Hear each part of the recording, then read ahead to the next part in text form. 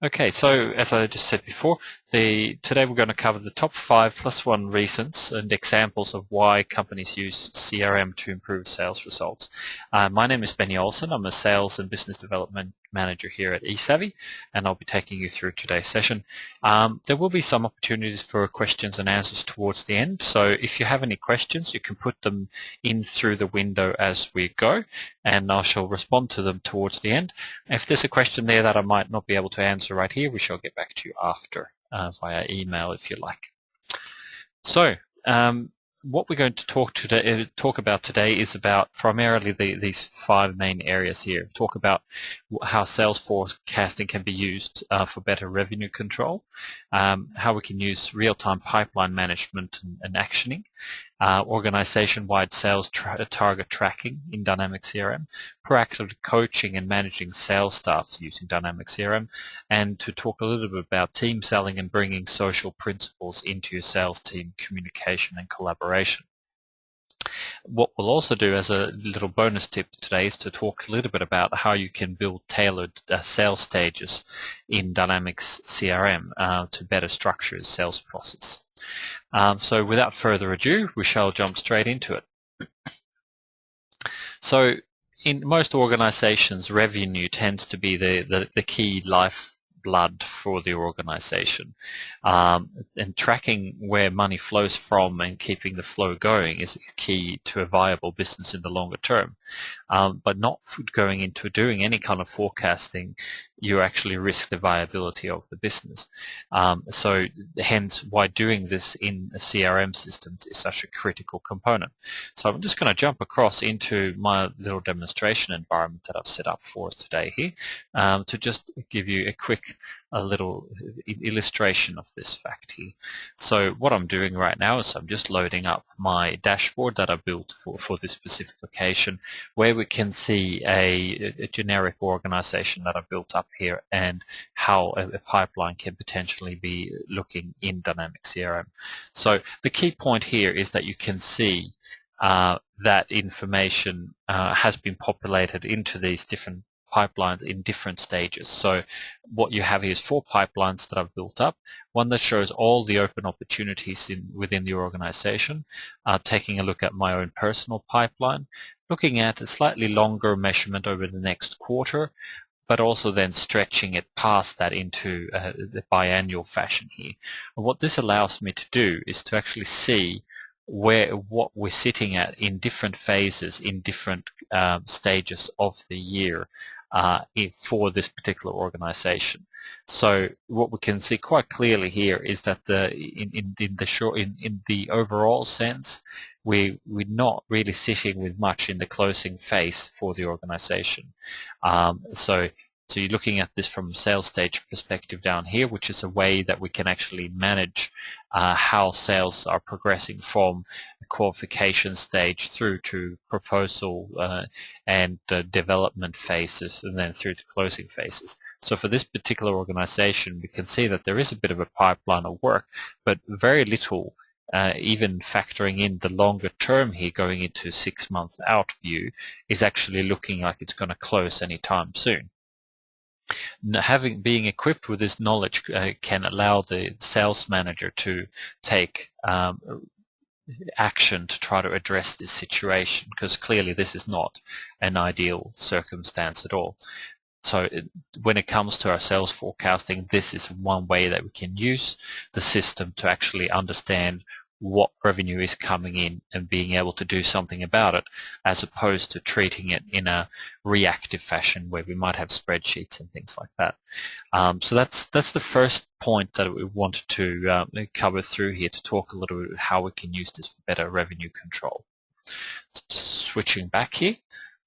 Second thing to talk about today is about real-time pipeline management and actioning. So what I mean by this is how we can actually work with these pipelines that I showed you before. A pipeline is an organic thing. It tends to change on pretty much on a daily basis. Staying on top of this and having good discipline in this area is critical. So what we're seeing here is a system that has a centralized pipeline management capability.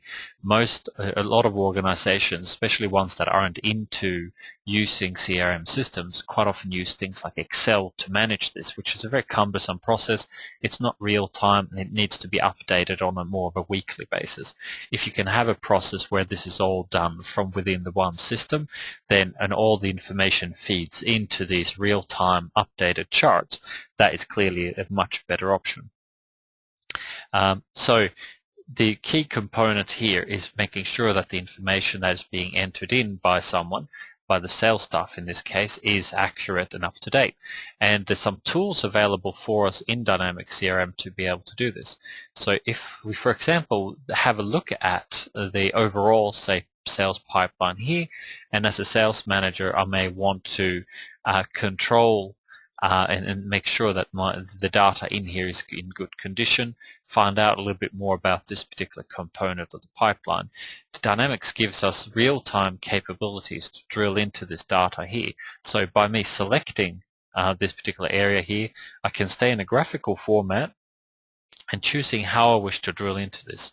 So I can use any number of these items in here, but in this case I might want to look at it by the owner of the opportunity.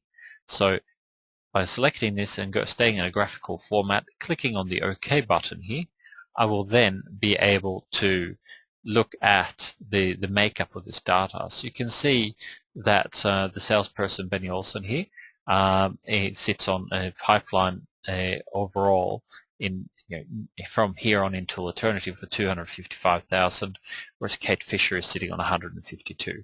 Now we can actually continue the drill down in this area here, and it's going to stay in the same format, and looking at the estimated revenue components of this. So looking at Benny's opportunities to see what the makeup is of those. So I get a feel from this information now that you probably should be able to see here that there's in essence 3 opportunities, one really large one for 200,000 and 2 smaller ones. So as a sales manager, given the state of our pipeline, we would be very interested in finding out a little bit more about what's actually going on here. So what I can actually do further to see the information about this, and this comes into the actioning side, is that I can actually take a closer look at the data here by clicking on this little button that I've got here, which enables me to see the data underlying it. And by selecting one component within the chart in this inline graph, as it's called, I can see straight away that this is for the ACN customer here, and is for a sales system, which we can see straight at this point has a closing date of 30th of November this year. And it gives me the ability as a sales manager to open up this opportunity. So I'm moving from analyzing data to actioning data straight away, and I can bring up information here to see what's going on. See that we are in the development stage here in the sales process, which we'll come back to a little bit later on. We're talking about here in how we can actually look at the information in real time. I can check out any notes that the salesperson has made against it. So the meeting has been going well, meeting up next week to discuss pricing. But at this point, we can also see that we have not identified the competitors in this here. So as a sales manager, quite often you would like to put a note against this or set up an activity for the salesperson to identify them, for example. And because we have these abilities, what I can do as a sales manager is use the activities area in here, set up a new task, and put in qualify competitors. Say, please make sure any competitors are discovered for this op, for example. And I'm going to, as a sales manager, I'm going to get a sales manager. I'm going to give the salesperson till tomorrow by close of business to get himself in this case in gear to sort this out.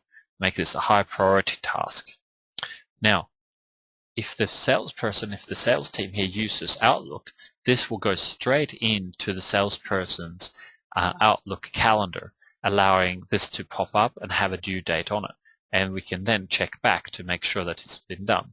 If I was a salesperson, I can then say, yes, I've completed this action, and I can go in here and say whether there are any competitors or not. So I've ticked that one off. There's no competitors. I'm not putting any information in.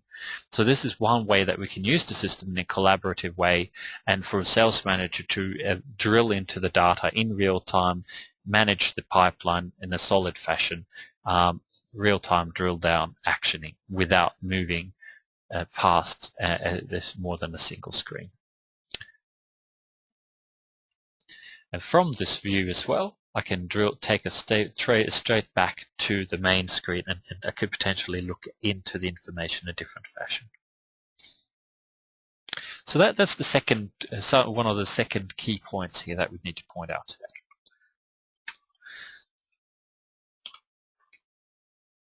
Now, another key thing for organizations is that they tend to set up key performance indicator and sales targets on both individuals as well as the organization to meet the revenue goals, to drive the kind of sales targets that are required to meet the overall overriding goals for the organization. Now, something to point out with the system here is that a lot of organizations don't just track sales revenue. It will also be things like visitations and phone calls made, etc. All these things can actually be tracked and worked with in Dynamics CRM. So a lot of organizations tend to do this on spreadsheets and using Outlook to set up appointments and things like that, and maybe Exchange, if you're lucky, to make sure that they have a busy calendar. But the problem with approaches like that, it doesn't allow us to track this in a historical fashion against the customers, so we can see how often are we meeting them. If it's an account management organization where you're doing repetitive sales to customers, it doesn't give us depth of knowledge, doesn't give us a feel for customers that are being underserviced or overserviced depending on the size. It doesn't give the sales manager the kind of tools that they need to do the job effectively. And this is why sales goals are used in Dynamics CRM as a way to visualize and see this information. So what I've done now is I've switched across to the sales goals area in Dynamics CRM to just illustrate this here. So there's 3 goals that we've got running at the moment. We've got 1 goal for Kate in this case, just for the 3rd quarter, and I've got 2 for Benny in this case here. So as you can see, I'm using the charts here on the right-hand side, which can also be shown on the dashboard like I was showing you before. In fact, I'm going to switch over to that in a minute just to illustrate that point. So what you can see here is that we have goals, how a person is progressing towards the goal. In this case, we can see that Benny is not performing very well towards his quarter 3 goal. But his quarter 4 is looking a little bit more promising in this case. Now, I will come back to this because this is talking a little bit about proactive coaching and things like that. But let's have a look at goals in general in Dynamics CRM first. So, as I mentioned before, organization will want to measure different things. And setting these things up in Dynamics CRM couldn't really be easier. So we set up what we want to measure. In this case, we're choosing to track revenue. But by clicking on this button in here, you can actually see that you can measure different things. So if you wanted to measure a number of product units, then we can do that. If we want to measure revenue, we can do that. If you want to measure something for the support team, for example, we can track the number of cases that they've resolved. But you can create your own ones in here as well. So if we're talking about measuring number of sales visits, that's something that can easily be set up in here as well. Obviously, the main other side here is the measuring the time period, the target number, and then to keep a track on how we're progressing against that. And a really great thing with Dynamics CRM is that every day this will constantly be updated based on how the salespeople are interacting with the data. Had this been a number of sales visits, this would have automatically been changed to saying number of visits or target is number of visits, and you would have been able to specify that. This allows us to create goals for individuals in the organization so that we don't have a single type goal for everyone. So you can have more or less experienced sales staff or different territories might have different requirements in terms of sales revenue to be generated. You might have different requirements based on size and distance between customers. So when you're looking at it from a salesperson perspective, it might not be reasonable to expect 3 visits or 5 visits a day to see customers if they have to drive 200 kilometers between the customers, for example. So it allows you to build up highly tailored targets to meet those requirements. And a very important component in here is that you have goals that can roll into other goals. So this is a goal that's been assigned to this particular salesperson here, Benny Olsen, but you can also have this goal relate to an organizational goal. So I can have a team-based goal, for example, and see how that tracks. A little bit outside of the scope for what I'm looking to illustrate here, but the key component here is that we have the ability to do this. We can roll them into other goals, etc. And we can track the progress towards them, and we can stay on top of this.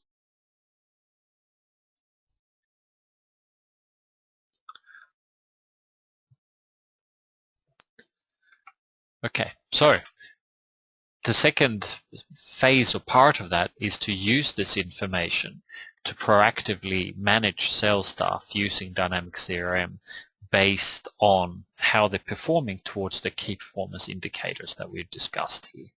So as I was starting to talk about before, we have the ability to see that information in progress here. Now, a lot of organizations out there are managing the sales performance in a more like a rear view mirror type approach, where after each month, that's when they evaluate performance, as opposed to saying, what have you got going on, what's happening, where are we getting to, which clearly can be costly to the organization because you're not taking remedial action during the progress, during the time period, so to speak. So clearly, as you can see in this case here, Benny is not tracking fantastically well towards quarter 3. Most things are sitting in quarter 4. Is there something I could do as a sales manager, knowing this right now, to try to get some of this escalated quicker so we can bring up the chances for quarter 3? Just to explain quickly the terminology in here so that everyone is aware of what's going on. The green bars here indicates opportunities that have been won in this financial period that the target is for. The target here, which is a blue and white dot here, indicates that that's the target that this salesperson have. So we can see here that Kate has a lower target than Benny does, and she is only slightly behind her expected target today, and she has a bit of a pipeline here that shows in progress items. So what this shows very clearly is that the in progress bar shows you what opportunities there are in the system that are currently due to close within this target period, so within quarter 3. In Benny's case, most of his items are actually due to close within quarter 4, and you can see here that he's very, very far behind his target, and he doesn't have much potential to meet this goal. If Benny doesn't move a significant volume of revenue from this period here to this here, Benny is not very likely at this point to reach his target. The other possible option is that Benny hasn't been entering in his information the way he should in the system, and there's things here that aren't represented, or his data is wrong. Either way, the sales manager is now equipped with tools to be able to actually address and investigate what's going on, instead of dealing with that after the month when Benny failed to meet his target, and he's going to have a very serious conversation on that morning, which no salesperson clearly wants. So the key here is to mentoring and the coaching during the sales and the target period as opposed to afterwards. And because all of what the salesperson has to do is to actually do their job, to actually input opportunities and keep them up to date in the system, if they do their job right and putting the information in as it should be required, and the sales manager does his or her job and keeps on top of that through analyzing the sales pipeline like we looked at before, then this information here should be a clear indicator of what we're looking at doing from a sales perspective in this period. So we're not chasing people for sales visit sheets. We're not having an organization that's more geared about understanding what, trying to gather data and presenting data, and focusing more on being proactive about managing and stimulating performance out of our sales staff instead. So going away from pipeline management and goal and KPI tracking now, I'd like to just bring up a little bit about social principles into the sales team and talk a little bit about communication and collaboration.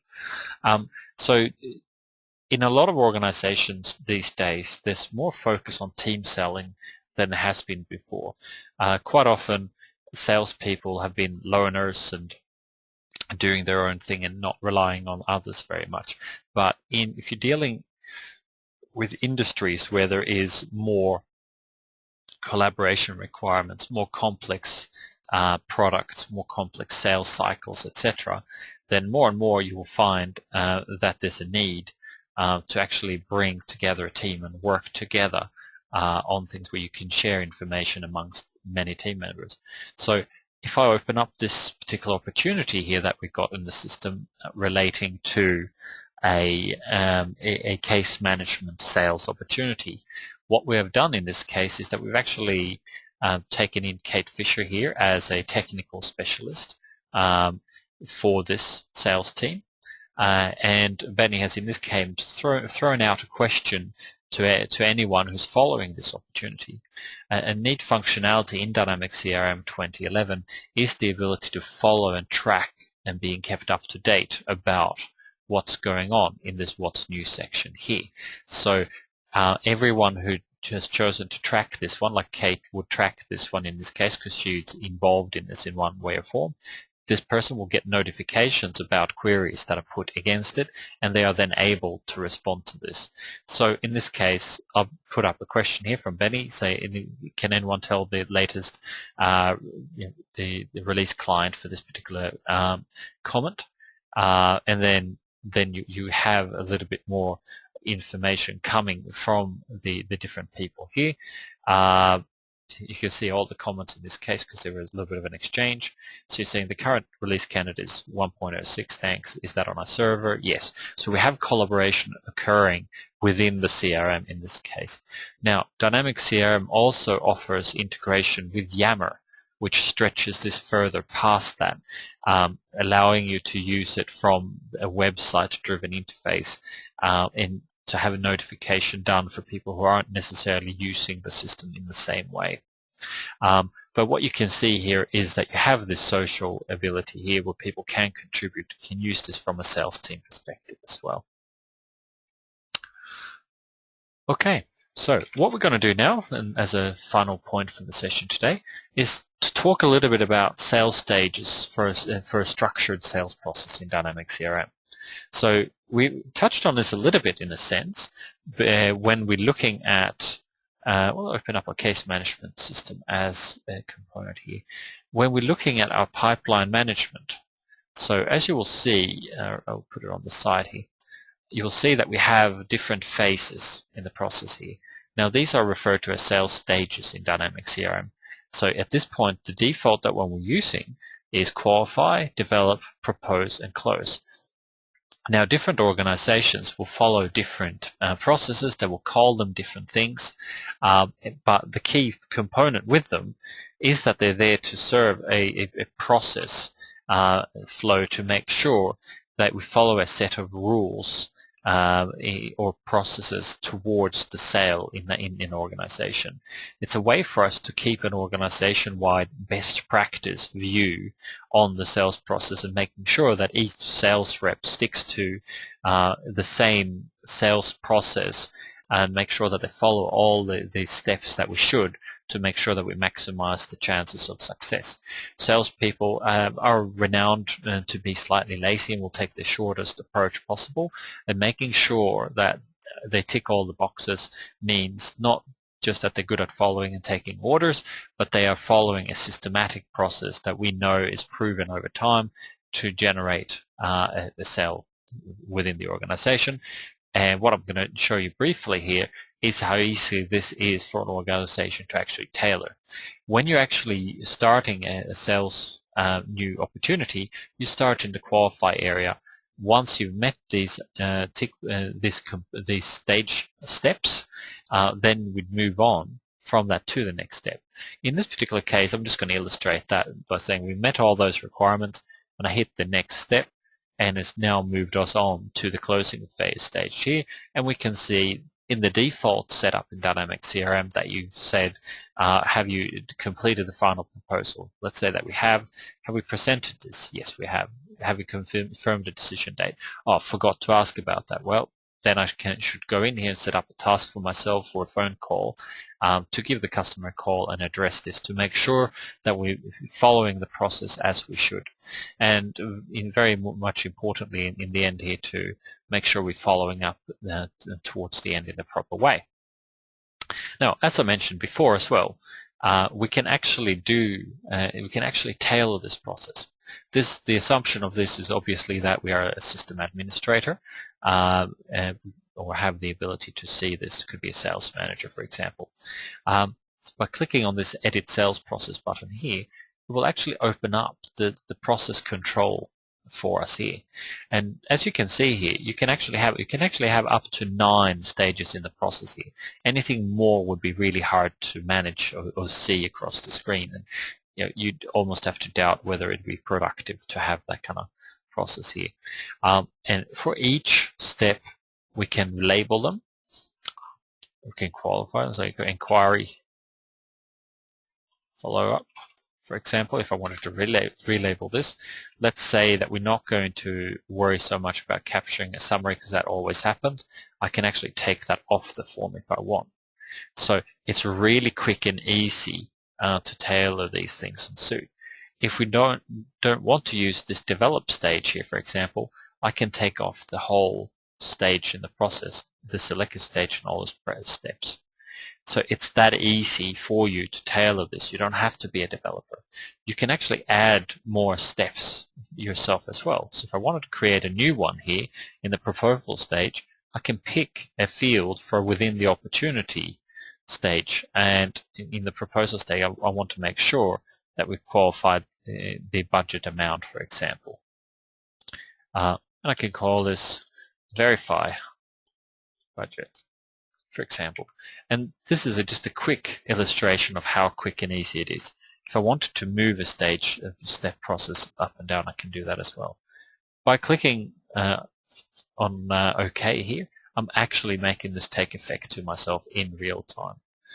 If I refresh my screen now, the process should be taking place. So what you've just seen me do here is removed a step in the process. I've tailored it, I've added a new one, I've removed one item out of it, and I did that in all of 2 minutes, so to speak. So the key point with this is Dynamics CRM isn't just a system that supports the ability to create these things. You can actually tailor these processes extremely quickly, and you don't even have to be a developer. I'm sure everyone who's been listening in today would be able to do this themselves. Now, what I wanted to share with you guys as well is some reasonably brand spanking new information. So, as some of you might be aware, Dynamics CRM is coming into a new upgrade or a new major release called that's nicknamed Orion, but in essence, it's going to become Dynamics CRM 2013 in essence. So it's taking a major step forward here. What we just looked at just before here was how it behaves in 2011. But because we are so close, we're literally a month and a week or so away before Orion comes out, I just wanted to share with you guys some information. And this is all publicly available. You can all go out and look up Release Preview Guide September 2013, and you should be able to find this, and you can have a good look through this documentation to see all the fantastic new functionality that's coming into Dynamics CRM. For this session, I just wanted to isolate the business process flow that we've been talking about. So what we looked at before here was just a two-stage process, and we were able to create them, add stages, steps, and pick the fields. That is the same. That works really well. Now, what you're going to be able to do in 2013 here is to use like a bucket approach, where we're saying before we can move from proposal phase to close phase, we need to meet the requirements of the ones that have got the required checkbox sorted. So in the program, if I was to check the approval one, for example, saying that we can't move to the close phase without this having been met, then we literally can't move to that step, which is a fantastic feature that that we've all been hoping that will come into this release, and it will enable us to control the sales process a bit tighter, where some things are important but not critical, but some are. You could make all of them critical if you like. Second key component of this is that you're now able to use more than just the opportunity for information for it. You can use pretty much any entity in Dynamic CRM to capture that information. So it could be starting off as a lead, and then we could use the opportunity. We could also bring in tasks. We could bring in appointments, all these kind of things, and have mandatory components against those. We could, for example, start the sales process as a phone call, and then move from a phone call to a lead to an opportunity, and then potentially even through to a case for a little bit of basic project management, for example, here, and have that process driven from one point. Another component with this, there's a lot of changes in the area. It allows us actually to switch between different process depth while we're working on an opportunity. We will do sessions around this when it comes out, when it gets closer to the point, but I just point out that you'll be able to have different levels or depth of sales process. So if you have, for example, a shallow sales process where you might only have 2 stages like propose and close, you can do that as an open and close kind of a thing for quick deals. But you can also have a longer term sales process. You can actually create multiple sales processes and switch between them on an opportunity. So that is going to be another fantastic tool for us to use. And this will only add more depth to enable us to do more powerful sales process to make sure that we create better opportunity for generating revenue and sell better as an organization. Okay, so what I'm going to do is float back to this one. So that in essence was the topics that we're looking at discussing today. Now, eSavvy can assist in a number of different